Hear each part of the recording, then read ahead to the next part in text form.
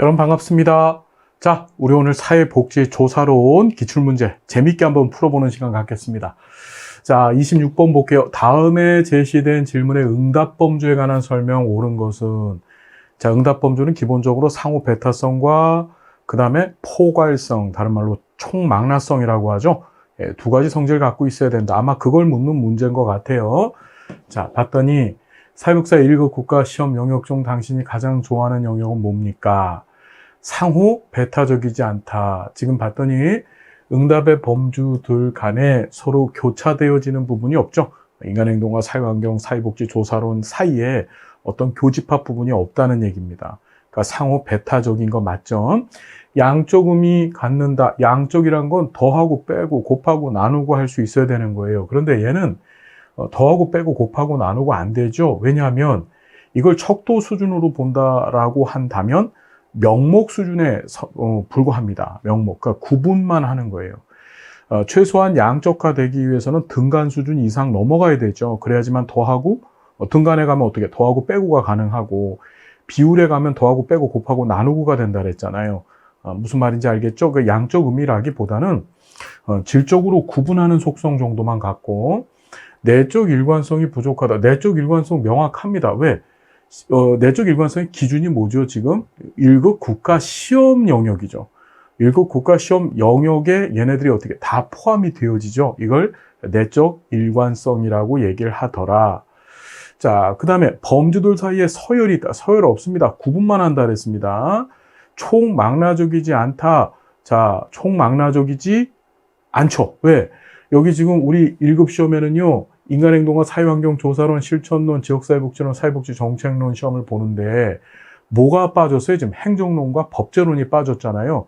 그게 다 들어가 줘야만 총망라적, 다른 말로 포괄성을 갖췄다라고 얘기할 수 있는 것이죠. 여러분 어떤 얘기인지 이해가 되시나요? 자, 그 다음에 27번을 볼게요. 조사 설계의 타당성에 관한 설명으로 옳은 것은 했습니다. 자, 조사 설계와 관련된 내용인데, 내적 타당도와 외적 타당도는 서로 필요 조건의 관계에 있다. 여러분, 필요 조건이라는 게 뭐예요? 내적 타당도이면 외적 타당도를 갖는다. 이렇게 했었을 때, 내적 타당도는 외적 타당도를 갖기 위한 충분 조건이 되는 거고, 외적 타당도는 내적 타당도를 확보하기 위한 필요 조건이 되는 거죠. 무슨 얘기인지 이해되세요? 근데 우리 항상 기억하시기를 내적 타당도와 외적 타당도는 일반적으로 상호 상충적 관계라 그랬습니다. 내적 타당도가 높으면 외적 타당도가 낮은 경우가 일반적이죠.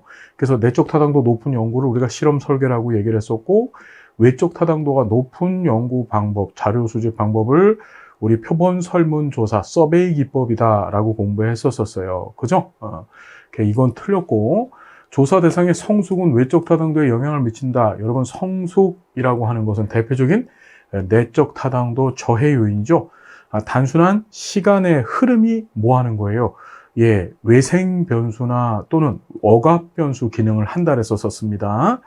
자, 3번.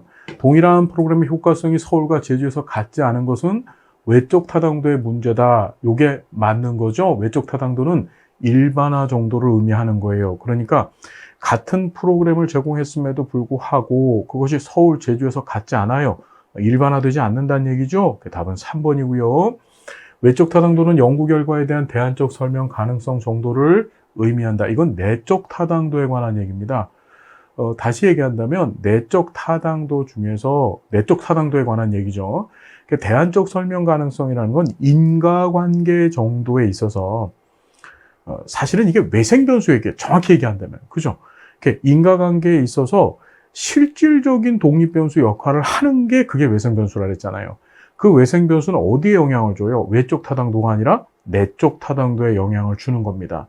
이 4번 관련된 지문이 여러 번 출제됐었습니다. 대안적 설명 가능하게 하는 거, 그거 뭐라고? 내적 타당도 외생 변수라고 정리해 두시면 되고요. 자, 5번. 특정 프로그램의 효과를 확인하기 위해서 연구의 외적 타당도를 확보해야 된다. 효과성과 관련된 것은 외적 타당도가 아니라 내적 타당도죠. 즉 프로그램이 독립 변수가 되어지고, 그 다음에 효과가 종속 변수가 됩니다. 그 둘 사이에 무슨 관계? 인과관계가 성립했었을 때 그걸 우리가 내적 타당도라고 얘기했더라. 됐죠, 여러분? 27번의 답은 3번이에요. 28번. 사회과학 패러다임에 관한 설명으로 옳은 것을 모두 고른 것 됐습니다. 사회과학 패러다임. 자, 사회과학의 패러다임이 폐기되는 경우는 자연과학의 패러다임에 비해서 흔치 않다. 그래서 우리 토마스 쿤이 얘기했던 과학적 혁명론을 우리 사회과학에다 적용하는 것이 힘들다 그랬죠. 기억 맞는 얘기고. 그 다음에 자, 한식의 여러 개의 패러다임이 공존할 수가 있죠. 쿤은 패러다임의 변화를 점진적인 것이 아니라 혁신적으로 봤다. 점진적 변화를 주장했던 것은 바로 칼 포퍼의 반중주의 얘기고, 쿤은 혁신적으로 봤기 때문에 어떻게 과학적 혁명론이라고 하는 자신의 이론을 전개했습니다. 일반적으로 패러다임의 우열을 가열할 수 있는 객관적 기준 따위는 없다라고 얘기했죠. 지금 얘기한다면 이 패러다임 얘기는 이제 토마스 쿤이 자신의 저서인 과학적 혁명론에서 제시했던 것을 묻는 문제였었어요. 지금 28번 정리됐고요. 답은 몇 번이에요? 1번이죠. 29번. 다음 연구에 내적 타당도에 영향을 미칠 수 있는 요인 했습니다. 자, 볼게요. 아동학대 예방을 위한 부모 교육의 효과성 검증을 위해서 아동보호 전문기관을 통해 교육 참여를 희망하는 부모를 모집하고 교육을 실시했다. 교육 종료 후에 1년 동안 교육을 받은 부모 집단과 받지 않은 부모 집단에서 아동학대 사례로 확인된 부모의 비율을 비교를 해보셨답니다. 그럼 이게 뭐냐면 잘 보세요. 부모교육 효과성 검증하기 위해서 교육 참여를 희망하는 부모를 모집하고 그 사람들한테만 교육을 실시를 한 거예요. 그리고 교육을 받은 부모 집단과 받지 않은 부모 집단을 구분했대요. 얘는 지금 뭘 안 했죠? 단순 무작위를 하지 않았어요. 교육가, 이 부모 교육에 참여를 한 집단이 실험 집단이 되어지는 것이고, 여기 보면 부모 집단에 참여를 하지 아니한 집단이 바로 뭐죠? 통제 집단이 되어지는 것인데, 이 실험 집단과 통제 집단을 구분할 때 뭘 하지 않았다? 단순 무작위 할당을 하지 않은 거예요. 여러분 기억하시지만 우리가 실험 집단과 통제 집단 구분할 때 단순 무작위를 하는 이유가 뭐죠? 예, 두 집단의 동질성을 확보하기 위해서 하는 거예요. 만일에 두 집단이 동질적이지 않은 상태, 즉 실험 집단과 통제 집단이 동질적이지 않은 상태에서 내가 연구를 진행했었을 때 발생하는 내적 타당도 저해 요인이 바로 자, 편향된 집단 선택, 그렇죠? 또는 선택의 편향이라고도 보통 얘기를 하죠. 예, 그게 발생하는 겁니다. 답은 2번입니다. 요 29번 문제, 이 선택의 편향 문제가 처음 시험 문제 나왔어요. 처음 시험 문제. 그렇죠? 요거 좀 꼭 좀 기억해 두십시오. 꼭 좀 정리를 해 두셔야 됩니다. 29번이요. 자, 30번 봅니다. 연구윤리. 자, 조사론에서 연구윤리가 빠진 적이 없었습니다. 꼭 출제되어진다. 연구윤리에 관한 설명으로 옳지 않은 것은 아동 대상 연구에서 보호자에게 연구 참여 동의를 얻어야 된다. 당연하죠. 아동같이 어떻게 자신의 의사결정을 스스로 할 수 없는 대상한테는 그들의 후견인, 주로 보호자죠. 예, 그들한테 참여 동의를 얻어야만 하는 겁니다. 자, 그 다음에 연구 결과 분석과 보고 단계에서도 연구 윤리 기준 수립되어져야 된다. 준수되어져야 되고. 그죠? 예. 그러니까 연구 과정뿐만 아니라 분석하고 보고할 때도 이게 중요하고요. 기관생명윤리위원회 심사를 통과한 경우 사전에 연구 참여의 연구 목적을 밝히지 않을 수도 있다. 이게 시험 문제에 나와가지고 이게 처음 나온 지문입니다. 처음 나온 지문인데 이 기관생명윤리위원회라는 것은 이제 특수하게 연구 참여자에게 연구 목적을 밝히지 않는 이유는 사실은 조사의 반응성과 관련된 거예요. 이 조사의 반응성이 어떻게 연구의 결과의 외적 타당도를 떨어뜨린다 그랬잖아요. 이걸 어떻게 하면 줄일 수 있을까? 그때 이런 윤리위원회 같은 곳에서 심사를 통과하면 이 윤리위원회는 뭘 하냐 하면 어떤 범주를 정해주고 그 범주 내에서만 너는 연구를 하라라고 일종의 윤리적 가이드를 강제로 적용을 시켜요, 연구자한테. 이해됐나요? 그래야만 통과가 되는 거예요, 그 심사가. 그러면 어떻게 부분적, 이제 완전한 건 아니고 부분적으로 목적을 밝히지 않을 수도 있다는 거 여러분 좀 기억해 두십시오. 이 3번 지문 잘 좀 정리해 두셔야 되고 4번. 사회복지사인 연구자가 연구 참여자의 아동학대 행위를 알게 되었더라도 비밀보장의 원칙을 준수를 하면 이건 나쁜 사회복지사죠. 그렇죠? 이거는 사실 실천론 문제잖아요. 그죠? 예, 이때는 이제 비밀보장 원칙 준수하면 안 되고 빨리 고발해야 되죠. 왜 아동학대라고 하는 행위가 우리 아동복지법이나 또는 아동학대 처벌법이라고 하는 법에 근거한 아주 중요한 범법행위이기 때문에 그래요. 자, 5번. 설문조사 참여자에게 자발적 참여를 보장하는 것은 연구윤리의 기본적인 원칙이다. 그렇죠? 당연한 얘기입니다. 그래서 답은 몇 번이다? 4번 틀린 거예요. 31번.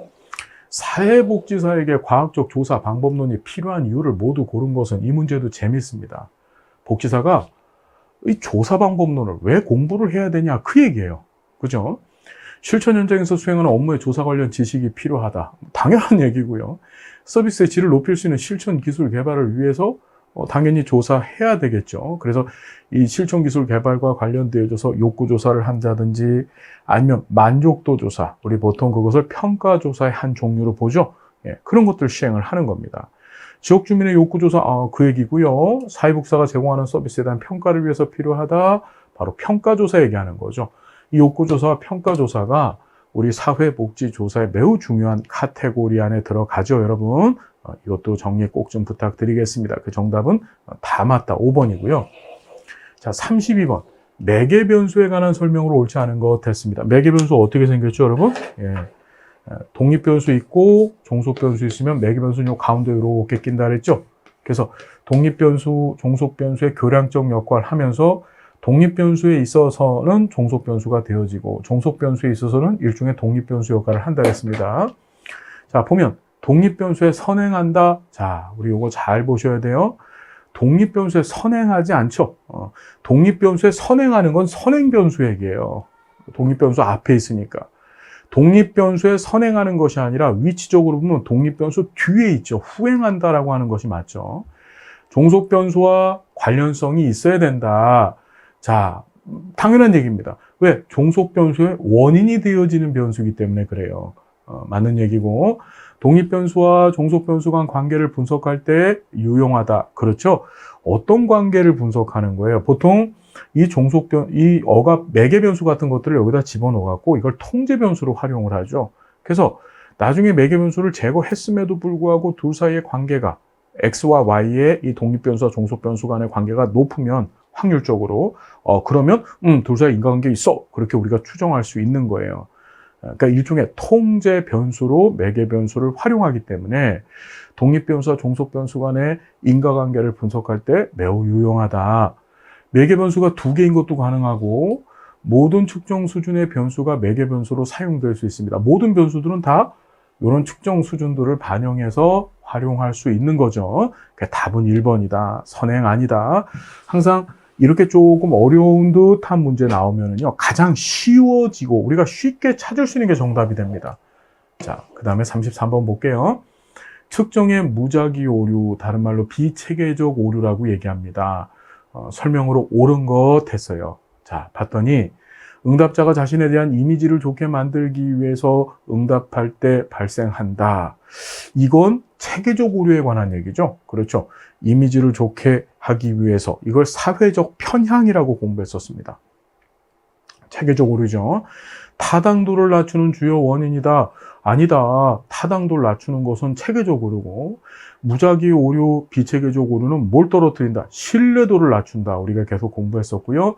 설문 문항이 지나치게 많을 경우에 발생할 수가 있다. 이거 맞는 얘기죠? 설문 문항 많으면 어떻게 막 찍을 수 있는 거야. 이렇게 우리 무작위 오류라는 게 막 찍어대는 거라 그랬잖아요. 일종의 편향이 발생하지 않는 거라 그랬습니다. 그러니까 답은 3번 맞고요. 연구자가 응답자에게 유도성 질문을 할 때 발생을 하더라. 이건 체계적 오류에 관한 얘기죠. 일정한 양태의 일관성을 갖는 것도 체계적 오류입니다. 1번, 3번, 4번, 5번은 체계적 오류에 관한 얘기더라. 정리됐습니다. 3번이고요. 자, 34번.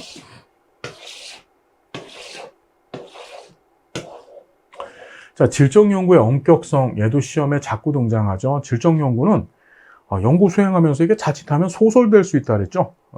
그래서 어떻게 연구로서의 엄격한 엄격성을 꼭 갖춰줘야 되는데 그 엄격성 문제가 등장했습니다.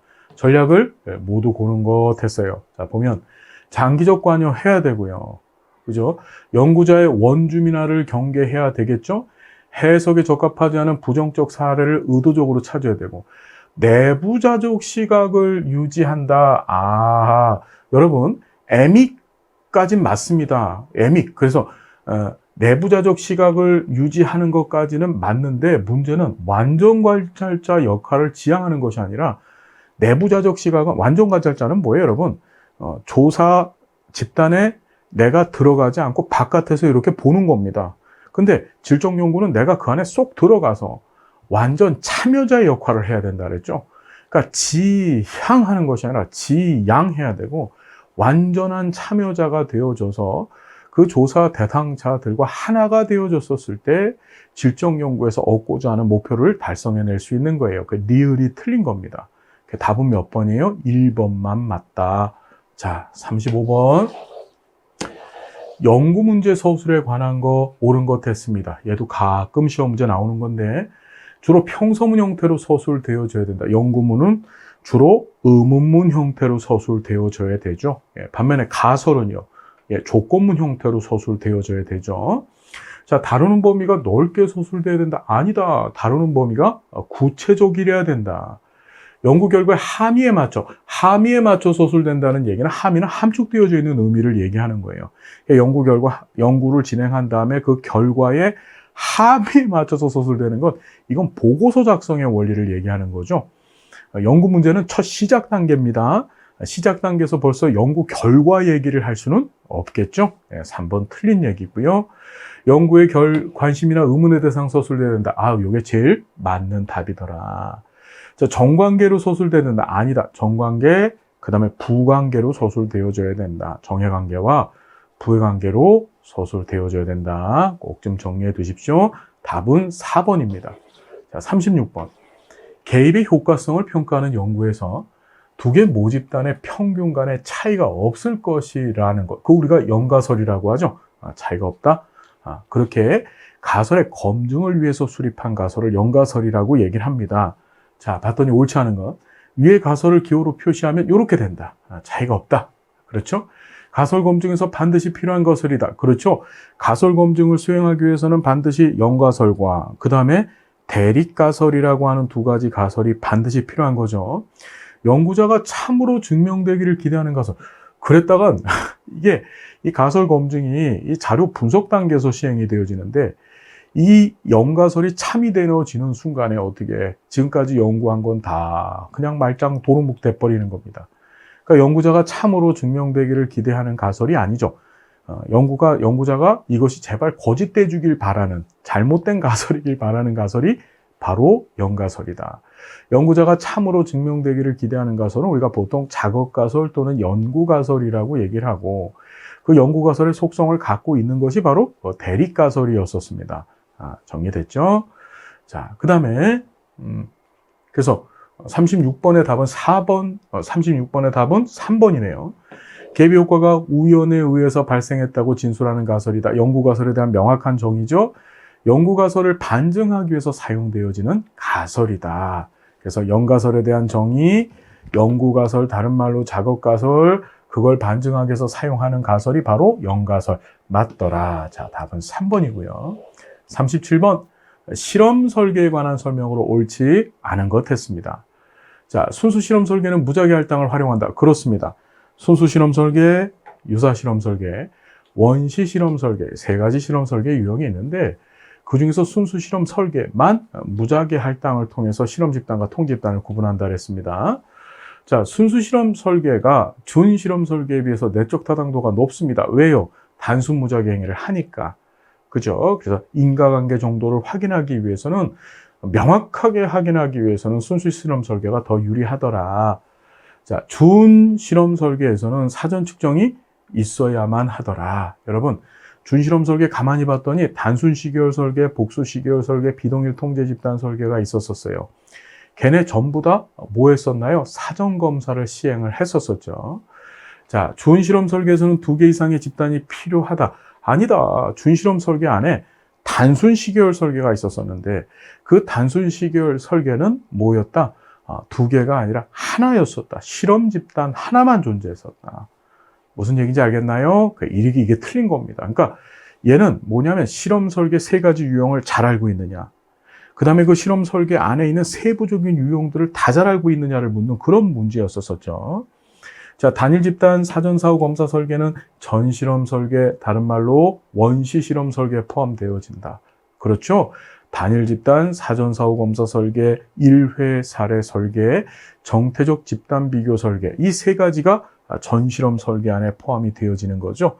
여러분 꼭 좀 정리해 두십시오. 이 실험 설계 유형을 모르고서 시험장에 가실 수가 없어요. 자, 38번 봅니다. 다음 가설에서 기억에서 디귿이 의미하는 변수의 종류를 바르게 짝지은 것은, 자, 청소년이 제공받은 전문가의 지지는 외상 경험이 정신 건강에 미치는 부정적 영향을 완화시켜 주어질 것이다. 그럼 외상 경험이 정신 건강에 미친대요. 그럼 외상 경험이 독립 변수가 되는 것이고 정신 건강이 종속 변수가 되겠죠. 무슨 말인지 알겠죠? 그런데 전문가의 지지에 따라서 이것이 왔다 갔다 완화되기도 하고 또 거꾸로 그 지지가 없다라고 한다면 그 부정적 영향이 증폭될 수도 있다는 얘기예요. 전체를 어떻게 뭐하고 있죠? 조절해주고 있어요. 무슨 말인지 알겠나요? 그러니까 자, 이 38번 같은 경우에는 지금 몇 번? 기억이 조절 변수, 지지가 조절 변수고 니은이 독립 변수, 그 다음에 디귿이 종속 변수에 해당되는 거죠. 사실 38번 문제는 뭐예요? 조절 변수를 아느냐. 이렇게 모못에 따라서, 그렇죠. 전체 독립 변수와 종속 변수에 영향을 주면서, 이해됐나요? 그러면서 이 독립 변수와 조절 변수의 강도를 조절하는 겁니다. 늘리거나 약하거나 완화시키거나 증폭시키거나. 그걸 뭐라고 했더라? 조절 변수라고 얘기를 했다. 자, 답은 2번이고요. 자, 39번. 실험 설계에서 무작위 할당으로 예방할 수 있는 문제, 아주 좋은 문제. 무작위 할당에 관한 에브리싱이 다 등장했죠. 자, 보면 응답률, 연구 비용, 표본 추출 오차, 자, 연구 일정의 지연, 뭐 말도 안 되는 얘기고, 우연한 사건, 이걸 역사적 요인, 그렇죠? 역사적 요인, 우연한 사건, 또는 뭐 역사라고도 얘기했었습니다. 대표적인 내적 타당도 저해 요인이었었습니다. 여러분, 실험 설계에서는 그 내적 타당도 저해 요인을 줄이는 가장 좋은 방법이 뭐였었어요? 지금 등장하는 무작위 할당이었었습니다. 이해됐나요? 그러니까 답은 5번이 되는 건데, 이 문제는 지금 뭘 얘기하고 있냐면 내적 타당도 저해 요인으로서 우연한 사건이 있다는 것을 알아야 되는 거고, 그리고 그것을 줄이는 대표적인 방법이 뭐다? 무작위 할당, 즉 단순 무작위 방법을 통해서 실험 집단과 통제 집단을 가르는 것이라고 하는 그런 지식을 알아야만 풀 수 있는 문제죠. 답은 5번이다. 자, 40번. 다음 사례 기술대 표준화된 척도의 타당도 평가 방법은 이랬습니다.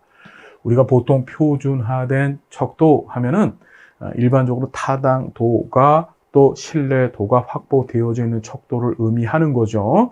자, 이 문제를 잠깐 보시면 사회복사 클라이언트 100명의 약물 남용 정도를 두 가지 방법으로 측정했다.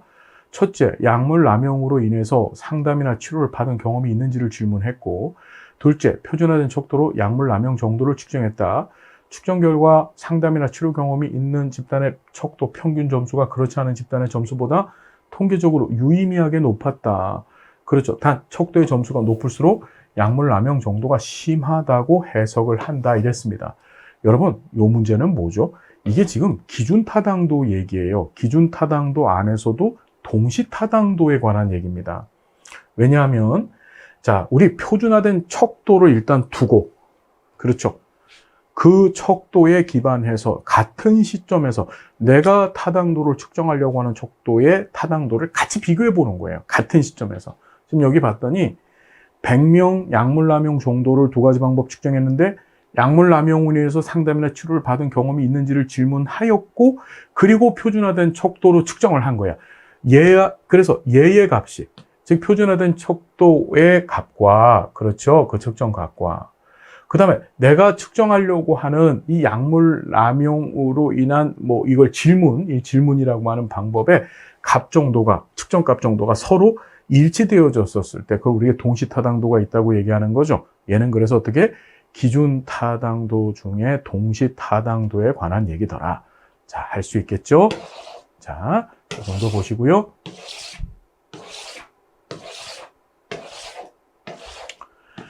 (41번) 봅니다. 표본 추출에 관한 설명으로 옳지 않은 것 했습니다. 자, 봤더니 개인과 집단은 물론 조직도 표본 추출의 요소가 될 수 있다.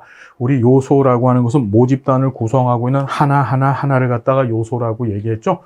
예, 그래서 개인, 집단, 다 조직, 무엇이든지 간에 표본 추출의 요소가 될 수 있다. 지역사회도 될 수 있고요. 시군구와 같은 행정 단위들도 여러분 표본 추출의 요소가 될 수 있어요? 없어요? 있습니다.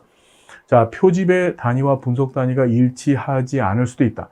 표본 추출 단위와 분석 단위가 일치하지 않을 수도 있고, 그렇죠? 이것도 우리 통합 이론의 수에서 공부했었어요. 전수조사에서는 모수와 통계치 구분이 불필요하다. 왜 그럴까요? 전수조사는 통계치가 발생하지 않죠. 예, 모수치만 존재하는 거예요. 그러니까 구분할 필요가 없겠죠.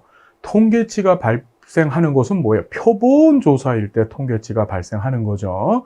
됐나요? 자, 그 다음에 표본의 대표성은 표본 오차와 정비례한다. 자, 표본의 대표성이 표본 오차와 정비례한다.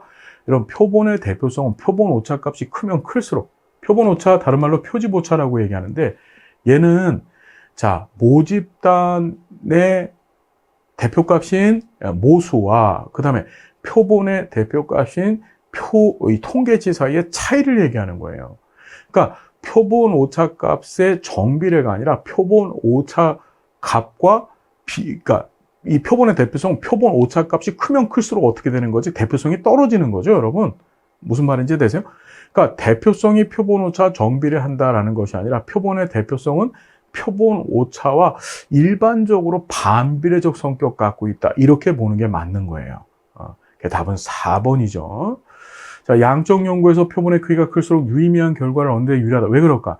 양적 연구 같은 경우에는 자, 표본의 크기를 증가시키면 증가시킬수록 어떻게 되죠, 여러분? 표본 오차 값이 줄어들게 됩니다. 표본의 크기가 증가할수록 표본 오차 값은 어떻다? 줄어든다. 우리가 그렇게 공부했었어요. 자, 그렇게 정리해 두시고 답은 4번이죠. 자, 42번. 내적 일관성 신뢰도에 관한 설명으로 옳지 않은 것은 자, 내적 일관성 신뢰도의 종류가 두 가지가 있었습니다. 우리 반분법과 크롬바 알파 계수법이 있었었죠. 자, 옳지 않은 거 찾는 건데 반문법은 내적 일관성 신뢰도를 검사하는 방법 맞고요. 자, 보면 척도 내 문항들 간 상관관계를 분석하여서 평가한다. 맞습니다. 문항간. 그게 이제 내적 일관성 신뢰도에 관한 정의죠. 가장 일반적인 신뢰도 평가 방법이다. 우리가 신뢰도 평가 방법이 검사, 재검사법, 복수, 양식법, 그렇죠. 그 다음에 이 내적 일관성법 쓴다 그랬었어요. 근데 검사, 재검사법이나 또는 복수, 양식법 같은 경우에는 여러 가지 문제점이 발생했었었죠. 검사, 재검사법 같은 경우에는 검사를 2번 하다 보니까 검사 효과가 발생을 했었었고, 복수, 양식법 같은 경우에는 첫 번째 검사, 두 번째 검사에서 각각 다른 척도를 사용하다 보니까 어떻게? 도구 효과라고 하는 내적 타당도 저해 요인이 발생한다 그랬었어요. 그래서 실제 실천 현장이나 조사 현장에서 제일 많이 쓰는 것은 지금 나오는 바로 뭐다? 내적 일관성 신뢰도법. 그 중에서도 사실은 크롬바 알파 계수법을 제일 많이 사용하죠. 요새 통계 프로그램들이 너무 좋아서. 크롬바 알파를 사용해서 나타낼 수 있다. 자, 1번하고 4번, 그 반분법과 크롬바 알파 두 개를 묶어서 내적 일관성 신뢰도라고 얘기하는 거예요. 동등한 것으로 추정되는 두 개의 측정 도구를 사용하여 평가하는 방법이 최근 추세다. 동등한 것으로 추정되는 두 개의 측정 도구라고 얘기했으니까 이게 바로 복수양식법 얘기하는 거죠. 무슨 말인지 알겠어요? 복수양식법, 대안법, 다른 말로 평행양식법이라고 합니다. 이거 최근 추세 아니라 그랬습니다. 지금 3번하고 5번이 사실 서로 대립되는 얘기예요. 그죠? 이 문제는요, 문제만 잘 읽어보면, 이거 서로 틀린 얘기네. 둘 중에 하나 답이겠네. 이렇게 찾을 수도 있겠죠. 복수양식법 같은 경우에는 그 복수양식을 개발하는 것이 힘들다 그랬잖아요. 그래서 현장에서 쓴다, 안 쓴다? 안 쓴다라고 했었어요. 자, 43번. 조사 유형에 관한 설명을 옳은 것 했습니다. 질적조사는 평가 연구에 활용될 수 없다. 무슨 소리예요? 질적조사, 양적조사 다 평가에서 활용할 수 있습니다. 자, 시계열 설계 유형은 평가 연구에 활용될 수 없다. 평가 사용될 수 있고요. 내용 분석은 인간의 의사소통 기록을 분석합니다. 맞죠? 자, 코호트 조사는 구축된 패널을 매회 반복 조사하는 것은 우리 종단 조사 중에서 코호트 조사가 아니고 패널 조사에 관한 설명이죠. 예, 4번 틀렸어요. 종단 연구로는 특정 현상의 추이를 분석할 수가 없다. 아니다. 이걸 현상의 추이를 분석하는 것을 우리가 추이 조사 또는 경향성 조사라고 얘기를 해요. 걔는 종단 조사의 한 종류죠. 그러니까 분석할 수 없다가 아니라 분석할 수 있다가 맞는 겁니다. 자, 답은 몇 번이다? 3번이다. 이거 뭐 어렵지 않은 문제죠. 44번. 표본 추출 방법에 관한 설명으로 옳은 것을 모두 고른 것은, 자, 할당 표본. 연구자의 편향적 선정이 이루어질 수 있다. 그렇죠. 왜 그럴까? 얘는 단순 무작위행위를 하지 않잖아요. 우리가 확률 표집 같은 경우에는, 자, 단순 무작위를 했습니다. 그래서 연구자의 편향적 선정이 이루어질 수가 없어요. 확률적으로 표집이 되어지는데, 이 할당 표집 같은 경우에는 비확률 표집입니다. 연구자가 자기적으로 표집을 한다 그랬죠. 그러니까 편향적 선택이 이루어질 수가 있는 거죠. 이루어질 수가 있는 게 아니라 이루어집니다. 자, 됐죠. 그래서 표본 오차 측정할 수가 없다 그랬습니다. 원칙적으로. 자, 체계적 표집은 주기성 문제가 발생할 수 있다. 주기성이 문제가 될 수 있다. 그렇죠. 체계적 표집 같은 경우에는 표집 간격만큼 뽑아야 되는데, 첫 번째 표본만 단순 무작위를 뽑고 나머지는 표집 간격만큼 뽑아야 되는데, 그 표집 간격에서 주기성이 발생하면, 즉 어떤 특정 특징을 갖고 있는 대상만 어떻게 이 표집 간격에 놓여져 있는 거야. 그걸 주기성이라고 했었었죠. 그 문제가 뻥 하고 터지면 어떻다? 예, 심각한 문제가 되는 거죠. 예. 그 다음에 층화 표집은 전체 모집단이 아니라 여러 하위 집단에서 표본을 추출한다. 맞습니다. 층화 표집 전체 하위 집단 내에서 표집을 실시를 하죠. 층화도 그렇고 집락도 그렇고 하위 집단 내에서 표집을 합니다. 군집 표집, 자, 군집 표집, 이걸 집락 표집이라고 얘기했었었죠.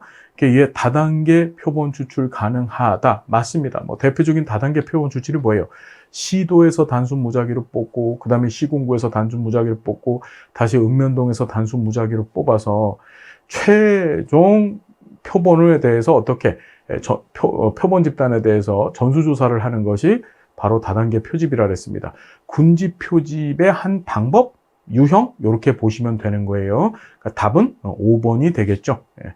충분히 할 수 있는 문제, 어렵지 않다. 우리 전부 공부했던 것들이다. 자, 45번은 여러분들 강의를 꼭 들어주시고요. 서베이 조사, 자, 표본 설문조사입니다. 전체 모집단 내에서 표본을 추출해서 그들을 대상으로 설문조사를 시행하는 거죠. 자, 봤더니, 자, 보세요. 신규 프로그램을 개발한 주민의 욕구 충족할 때, 욕구를 측정할 때, 맞죠? 만족도 측정할 때, 이게 평가조사죠, 일종의. 틱 현상을 가진 아동에 대한 단일 사례 분석, 이게 틀렸죠. 이 서베이는 일반적으로 대규모로 표본 설문을 시작을 해야 돼요. 근데 단일 사례는 일종의 실험 설계 한 방법이라 그랬잖아요. 그죠? 그래서 독립변수 제공하고 그게 개입이라 그랬습니다. 그 개입의 효과성을 검증하는 것이 바로 단일 사례 분석이었었다. 상관이 없죠? 예. 한국 청소년의 실태조사 때 쓸 수 있습니다. 설문지 돌려서 하는 거잖아요. 그죠? 노숙인의 심태 이용 거부 원인을 분석할 때도 사람들한테 설문지 돌리는 거예요. 다시 얘기한다면 서베이 조사는 설문지를 돌리는 거야. 표본들한테. 그럼 지금 얘네들은 다 설문지 돌려서 할 수 있는 거예요. 1, 2, 3, 4, 5번은요. 자, 그렇게 정리를 해 두십시오. 답은 3번이다. 47번. 델파이 조사에 관한 설명, 대표적인 욕구조사 방법이었었죠. 지역사회 주민들의 욕구조사를 할 때 사용하는 방법인데, 자, 봤더니 전문가 패널의 의견을 수렴하는 방법으로 활용한다. 맞습니다. 그러니까 전문가 집단들의 의견을 수렴해서 같은 의견이 나올 때까지 반복해서 조사하는 것을 델파이 조사라고 얘기했다. 자, 외형적으로 설문조사 방법과 유사하다. 어떤 설문조사? 우편 설문조사하고 매우 유사하죠? 그렇죠. 무슨 말인지 알겠죠? 유사가 아니라 우편 설문조사 방법을 쓰는 거예요. 자, 연구자가 사전에 결정한 방향으로 패널의 의견이 유도될 위험이 있다. 그렇죠. 왜냐하면 얘를 델파이 조사를 시행할 때 처음에는 개방형 질문으로 시행을 했다가 이제 첫 번째 자료가 전문가들한테 모여지면 그걸 갖고 폐쇄형 질문을 구성을 하는 거예요. 폐쇄형 질문이라는 것이 응답 범주를 구성해 주는 거잖아요. 그러면 이 전문가들 입장에서는 그 응답 범주 내에서만 응답을 할 수밖에 없어요. 이해가 됐어요, 여러분? 그러다 보니까 어떻다? 연구자가 사전에 의도한 방향으로 어떻게 패널의 의견이 유도될 위험이 있고, 패널의 후광 효과를 방지하기가 어렵다. 이게 틀렸죠. 여러분, 후광 효과가 뭐냐면, 예를 들어서 우리가 이 이 후광 효과가 언제 많이 나타나냐면 이제 토론 때 등장을 해요. 아주 유명한 대학교에 유명한 저명한 교수님이 떡 하고 나왔어요. 그런 거 저명함이라는 것이 후광, 뒤에서 빛을 발해서 그 사람이 하는 말은 어떻게 다 맞는 말처럼 보여지고 들려지는 거야. 그걸 일종의 후광 효과라고 얘기를 합니다. 델파이 조사는 우편 조사 방법으로 시행이 되잖아요. 그러니까 익명성 보장이 가능하고 조사 대상자들끼리 얼굴을 맞댈 일이 없어요. 비대면식의 방식입니다. 그러다 보니까 후광 효과가 발생할까요? 안 발생할까요? 후광 효과가 발생하지 않겠죠. 후광 효과가 발생하려면 사람들이 모여야 돼요. 그래서 와, 저기 유명하신 교수님이 계시네. 야, 저 사람 우리나라 최고의 사회복지 교수 아니야? 무슨 말인지 알겠어요? 저 사람이 하는 말은 다 맞는 말 같아. 그게 후광 효과거든요. 그래서 우편 조사에 기반한 이 델파이 조사는 후광 효과가 발생하지 않는다. 반복되는 설문을 통해서 패널의 의견이 수정될 수가 있다. 그렇죠. 그래서 수정을 언제까지 한다 그랬었어요? 의견이 합의될 때까지 반복적으로 시행한다라고 했었습니다. 답은 4번이다. 자, 48번 봅니다. 제시된 두 가지 연구 유형의 분류 기준이 바르게 연결되지 않은 것 했습니다. 양적 조사와 질적 조사는 데이터라는 말 등장했더니 영어가 어려워서 못해요 이러신 분 계셨어요. 이게 자료죠, 자료. 자료의 성격입니다. 양적은 수량화 시킬 수 있는 거고 질적은 수량화 시킬 수 없는 거죠. 맞고요. 순수 실험 설계, 준 실험 설계 구분은 뭐에 따른 것이다? 이거는 원인의 조작 여부에 따른 것이 아니고 단순 무작위 할당이 이루어졌느냐 이루어지지 않느냐에 따라서 구분한 거죠. 이거 앞에서도 나왔잖아요. 바로 전에 시험에서도. 순수 실험 설계는 단순 무작위가 있고 준 실험 설계, 유사 실험 설계는 단순 무작위가 없습니다. 답은 2번이네요. 기술 설명적 연구는 연구의 목적, 그렇죠. 연구의 목적에 따라서 우리가 탐색적 연구, 기술적 연구, 설명적 연구 세 가지가 있었었다. 자, 코호트 조사와 패널 조사는 동일 표본의 반복 측정 여부. 둘 다 종단 조사인데 코호트 조사는 어디? 동일 표본이 같지 않았습니다. 다른 사람들이었었고 각 조사 시점마다. 패널 조사는 같은 사람이었었죠. 전수조사와 표본 조사는 표본 추출의 여부. 맞죠? 전수조사는 표본 추출을 하지 않았었고, 그렇죠? 그러니까 모집단 전체를 다 조사해버리고, 반면에 표본 조사는 표본 추출을 통해서 모집단 내 표본만을 가지고 조사를 시행을 했었습니다. 이해됐죠, 여러분? 자, 49번. 장애인에 대한 인식의 변화를 알아보기 위해서 지난 20년간 개봉된 영화 중에서 장애인이 등장하는 영화를 분석하기로 했다. 이 연구에 관한 설명으로 옳지 않은 것 했습니다. 자, 영화 분석했답니다. 영화 분석. 이거 내용 분석법에 관한 얘기죠. 인간의 모든 의사소통 기록물, 그 안에 영화도 포함되는 거예요. 이걸 연구하셨대요. 그 내용 분석법에 관한 설명 중에서 옳지 않은 것 찾으면 되는 거죠. 연구 모집단 규정하고 표본 추출의 틀을 구해야 한다. 표집 틀 찾는 거 맞아요. 일반적인 양적 연구의 절차 방법을 어떻게 내용 분석법에서 쓴다 그랬습니다. 사례수가 많으면 표집해서 줄일 수도 있다. 양적 연구예요. 내용 분석. 그렇죠. 기본 형식이. 장애인에 대한 인식의 조작적 정의가 필요하고요. 측정할 수 있게 하는 것을 조작적 정의라 그랬죠.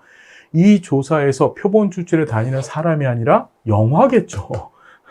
무슨 말인지 되세요? 표집에 다니는 영화지 왜 사람이겠습니까? 그죠? 표집의 단위가 사람이다, 아니다, 영화다, 다른 말로 분석 단위가 영화다, 이렇게도 볼 수 있는 거죠. 답은 4번입니다. 장애인에 대한 인식에서 현재적 내용과 잠재적 내용을 구분해서 분석할 수 있다. 우리 내용 분석법은 현재적 내용과 잠재적 분석을 같이 분석한다라고 공부했었어요. 자, 50번 봅니다. 약적 조사의 일반적 과정에 관한 설명으로 옳지 않은 것은 개념화 후에 조작화가 가능하다. 우리 이게 측정 순서라 그랬잖아요. 개념화, 이걸 개념적 정의 공부했었습니다. 조작적 정의 기억하시죠? 그래서 개념화 다음에 조작화. 개념적 정의, 조작적 정의, 측정 이렇게 공부했었었죠. 그 순서 묻는 게 출제된 거고. 관찰은 변수의 의미를 구체적으로 정의하는 작업이다. 의미를 구체적으로 뭐뭐는 뭐뭐이다 라고 사전적으로 정의 내리는 것은 개념화, 다른 말로 개념적 정의, 또 다른 말로 명목적 정의에 관한 설명이죠. 이거 틀렸네요. 자, 2번입니다. 구체적 조사 방법의 선택은 연구 목적에 의해서 영향을 받을 수가 당연한 얘기죠. 이론적 명제에서 가설 도출된다. 이론에서 가설 도출될 수 있고 또는 이론을 이론적 명제라고 표현한 거예요. 여기서 가설 도출된다. 이론은 주로 무슨 방법? 귀납적 방법을 통해서 형성이 되어지고 그걸 기반으로 해서 가설이 만들어져서 진행하는 연구 방법을 그걸 연역적 방법이라고 했다. 자료 해석 후에 결론을 도출할 수가 있다. 그렇죠. 예, 답은 2번이다. 해석 후에 또는 분석 후에 결론이 도출되어지고 맨 마지막 조사 과정으로 보고서를 작성했더라. 이렇게 끝나는 거죠. 여러분, 자, 조사론 그닥 어렵지 않았습니다. 이 정도는 가뿐하게 해줄 수 있어야 돼요. 무슨 얘기인지 알겠죠? 우리 제대로 공부합시다. 멋진 사회복지사 됩시다. 무슨 얘기인지 아시겠나요? 자, 고생 많으셨고요. 다음 시간 또 행복한 모습으로 만나 뵙겠습니다. 여러분 고맙습니다.